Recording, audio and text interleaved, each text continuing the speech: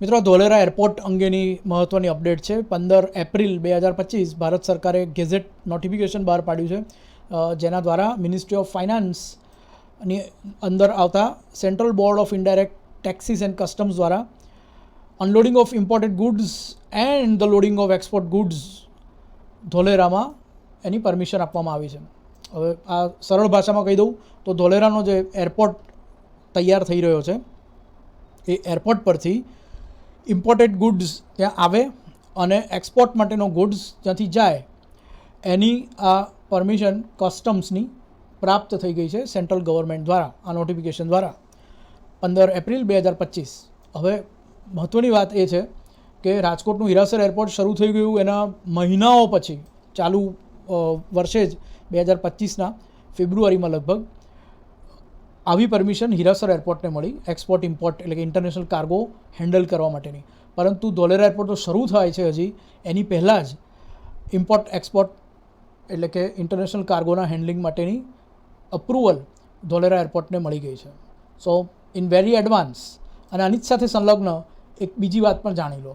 આ જુઓ, અમે ફેબ્રુઆરીની 7મી લગભગ આ આર્ટિકલ પબ્લિશ કર્યો હતો અમારી વેબસાઇટ પર, અને એ આર્ટિકલ હતો DIACL Dholera international airport company limited, જે ધોલેરા એરપોર્ટનું કામ સંભાળે છે, તેના દ્વારા એક ટેન્ડર, એક નિવિદા બહાર પાડવામાં આવી હતી ફેબ્રુઆરીમાં, અને માર્ચમાં તો તેની બિડ્સ ઓપન થવાની હતી. એનો લેટેસ્ટ પ્રોગ્રેસ આપણે અહીં કવર કરતા નથી આ વિડીયોમાં, પરંતુ આ જે નિવિદા હતી તે એ હતી કે ધોલેરાના ઇન્ટરનેશનલ કાર્ગો ટર્મિનલનું ઓપરેશન અને મેનેજમેન્ટ સંભાળે કોઈ કોન્ટ્રાક્ટર, એની નિવિદા હતી 7 વર્ષ માટે, અને ગ્રાઉન્ડ હેન્ડલિંગ સર્વિસ પણ ધોલેરા એરપોર્ટ પર કોઈ સંભાળે તો એ માટે બિડ્સ મંગાવવામાં આવી હતી, આવેદનો મંગાવવામાં આવ્યા હતા. એટલે તમે જુઓ કે ઇન્ટરનેશનલ કાર્ગો ટર્મિનલનું ઓપરેશન અને મેનેજમેન્ટ કોઈ સંભાળે, અને ગ્રાઉન્ડ હેન્ડલિંગ સર્વિસ વિમાન ઉતરે અને ચઢે પહેલાંની જે કંઈ એક્સરસાઇઝ હોય તો તેના માટે બિડ્સ ઇન્વાઇટ કરવામાં આવી હતી DIACL દ્વારા ફેબ્રુઆરીમાં. અને એ જે બિડ્સ ઇન્વાઇટ કરવામાં આવી એમાં જે ટેન્ડરના ડોક્યુમેન્ટ્સ હોય એમાં DIACLએ સ્પષ્ટ જણાવ્યું હતું કે international air cargo operation Dholera airport પર શરૂ કરવાનું ઇનિશિયલ ફેઝ એ જૂન-જુલાઈ 2025 છે. એટલે માનો કે જૂન-જુલાઈ 2025માં ના પણ થાય, પરંતુ આ વર્ષે થઈ શકે, letter this year international cargo operation Dholera airport પર શરૂ. પેસેન્જર સર્વિસની હાલ કોઈ વાત નથી, પરંતુ ઇન્ટરનેશનલ કાર્ગો ઓપરેશન શરૂ કરવા માટે તો ટેન્ડર પણ બહાર પાડવામાં આવ્યા અને કસ્ટમ્સની આજે જેમ કે આપને નોટિફિકેશન બતાવ્યું મંજૂરી પણ આવી ગઈ છે. હવે DIACL શું છે જે ધોલેરા એરપોર્ટનું કામ સંભાળે છે? આ એક સ્પેશિયલ પર્પઝ વ્હીકલ છે, એક કંપની છે જે સ્પેશિયલ પર્પઝ માટે રચવામાં આવી છે, અને એમાં ગુજરાત સરકારનો ભાગ છે, હિસ્સો છે, સ્ટેક છે, એરપોર્ટ ઓથોરિટી ઇન્ડિયાનો પણ સ્ટેક છે, અને સાથે સાથે national industrial corridor development and implementation trust એનો પણ 16% હિસ્સો છે. બાકી 51% અને 33% હિસ્સો બાકીનાનો છે.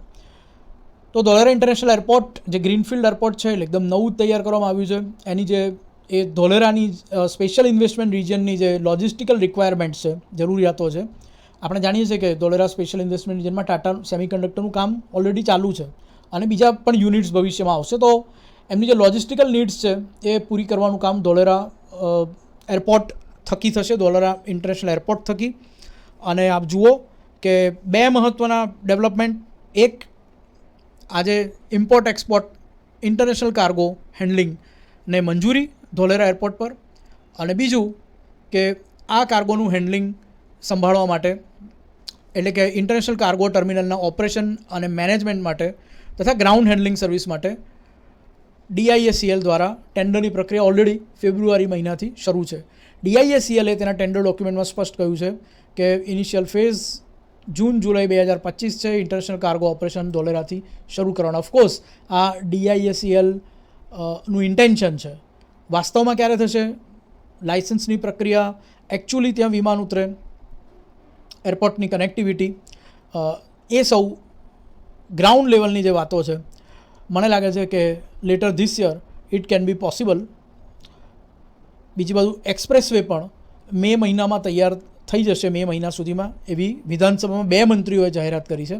સો વી કેન એક્સપેક્ટ કે આ વર્ષના અંત સુધીમાં એક્સપ્રેસ વે તો ચાલુ થઈ જ જશે, અને એની સાથે એરપોર્ટની કનેક્ટિવિટી અને એરપોર્ટ પર ઇન્ટરનેશનલ કાર્ગો એકચ્યુઅલી આવવાનું પણ કદાચ શરૂ થઈ શકે આ ગતિવિધિઓ જોતાં તેમ લાગે છે.